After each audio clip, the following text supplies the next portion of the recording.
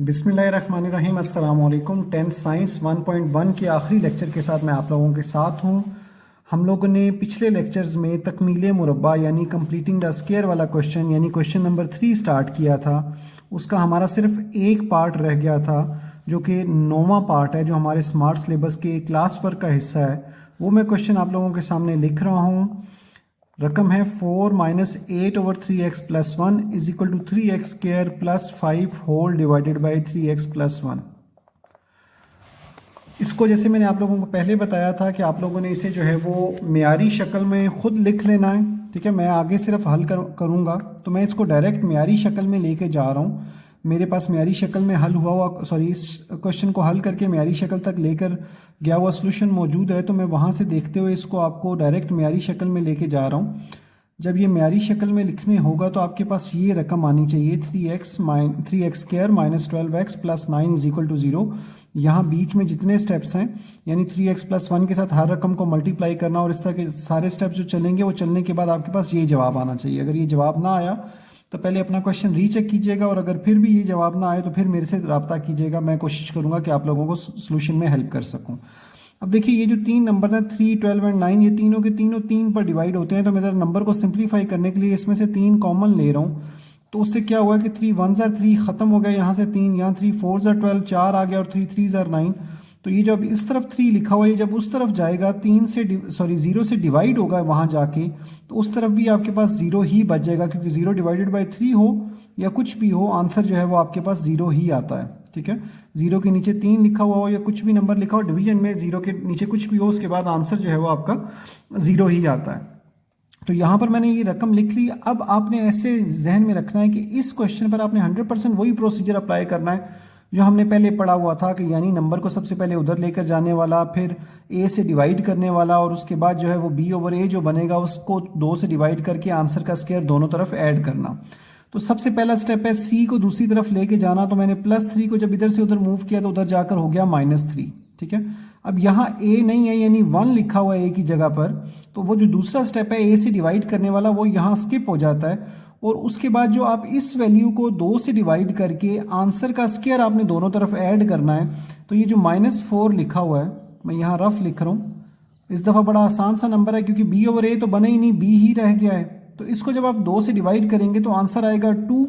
इस 2 का स्क्वायर आपने जो है वो दोनों तरफ ऐड कर देना, इक्वेशन के इस साइड पर भी और इक्वेशन की दूसरी साइड पर भी। ये मैंने दोनों तरफ 2 का स्क्वायर ऐड कर दिया। उसके बाद आखिरी स्टेप जो मैंने आप लोगों को लिखवाया उसमें ये बताया गया कि हमने पहला नंबर लिखना है विदाउट स्क्वायर, दूसरे नंबर का साइन लिखना है, और उसके बाद तीसरा नंबर विदाउट स्क्वायर और फिर होल स्क्वायर डाल लेना है। और उस तरफ -3 है, और उसके बाद 2 का स्क्वायर जो होता है वो 4 होता है। अगले स्टेप में ये 4 में से 3 माइनस होगा तो आपके पास 1 बच जाएगा, और इसके बाद x - 2 का होल स्क्वायर बच जाएगा। अब ये क्वेश्चन देखने में जितना मुश्किल लग रहा था, आगे सॉल्व करते उतना मुश्किल नहीं आई। आई होप आप लोगों को यहाँ से यहाँ आते हुए प्रॉब्लम नहीं होगी।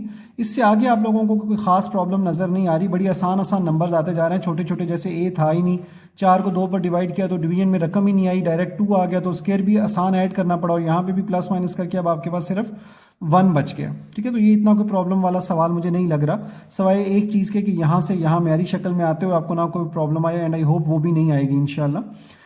तो अब इसको अगर आगे कंटिन्यू करूं तो ये x - 2 का जो स्क्वायर है वो स्क्वायर ख़त्म करने के लिए मुझे स्क्वायर रूट लेना पड़ेगा। स्क्वायर रूट दोनों तरफ लूंगा, जारी बात है एक तरफ नहीं सिर्फ अप्लाई कर सकते कोई चीज़। तो ये स्क्वायर रूट से क्रॉस हो गया, बाकी x - 2 बचा, और उधर +-1 आ जाएगा x 1 का रूट।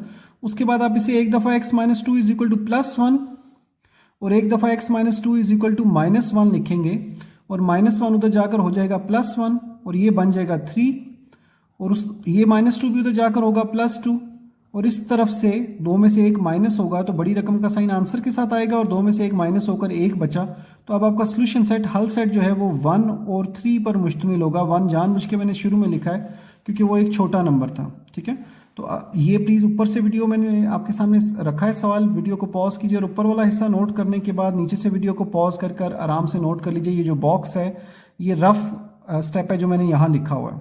ठीक है बच्चों, तो ये हमारा क्वेश्चन था जो 1.1 का क्वेश्चन नंबर 3 का 9वां पार्ट था। हमने बेसिकली पिछली दफ़ा 5वें पार्ट तक कवर कर लिया था, तो ये हमारे आखिरी 5 पार्ट्स रहते थे जिसमें स्मार्ट सिलेबस का हिस्सा सिर्फ ये एक ही क्वेश्चन था। वो हमने आज कवर कर लिया है। तो इसके साथ हमारी ना सिर्फ तीसरा क्वेश्चन कंप्लीटिंग द स्क्वायर बल्कि 1.1 भी ख़त्म हो जाती है, और इस अगले लेक्चर में हम लोगों ने 1.2 स्टार्ट करनी है इंशाल्लाह। एंड में आप लोगों को एक बात बताता चलूँ कि अगर आप लोगों को इस चीज़ में प्रॉब्लम आए, यहाँ से यहाँ पहुँचते हुए प्रॉब्लम आए, तो उसके लिए आपको पहले क्वेश्चन का लेक्चर देखने की ज़रूरत है, अगर आपको ये समझ नहीं है तो, ठीक है। और अगर ये वाला हिस्सा अगर समझ नहीं है कि ये यहाँ से यहाँ तक क्या हुआ है, +3 उधर क्यों गया और ये वाला सारा उधर क्यों गया, तो जो इसके मेरे ख्याल से इसके 2 लेक्चर्स लास्ट मैंने रिकॉर्ड करवाए हैं तकमील मुरब्बा वाले, कंप्लीटिंग द स्क्वायर वाले, तो वो लेक्चर्स आपको रिपीट करने की ज़रूरत होगी अगर आपको ये प्रोसीजर याद नहीं है तो, कि पहले सी उधर जाता है, फिर ए से डिवाइड, और फिर आगे क्या करते हैं वगैरह वगैरह, ये स्क्वायर्स कैसे लिखे जाते हैं, ठीक है। ये कंप्लीटिंग द स्क्वायर से मतलब ये है कि इस रकम को आपने एक तक मुरब्बा मुकम्मल किया, आपने स्क्वायर जो है वो कंप्लीट किया है, तो उसके साथ जो है वो हमारा ये सवाल ख़त्म होगा, ठीक है। अगर इस लेक्चर में कोई प्रॉब्लम हो तो बजाय टेंशन लेने के पिछले लेक्चर्स को रिपीट कर लीजिएगा, तो आई होप आप लोगों के प्रॉब्लम्स कवर हो जाएंगे। फिर भी अगर कोई क्वेश्चन आप लोगों का बकाया रह जाए तो मोस्ट वेलकम, मेरे से ज़रूर सवाल पूछिए, प्राइवेट मैसेज कीजिए मुझे व्हाट्सएप पर, और मेरे से मैसेज में सवाल पूछिए। मैं इंशाल्लाह पूरी कोशिश करूंगा आप लोगों के सवालात को कवर करने की।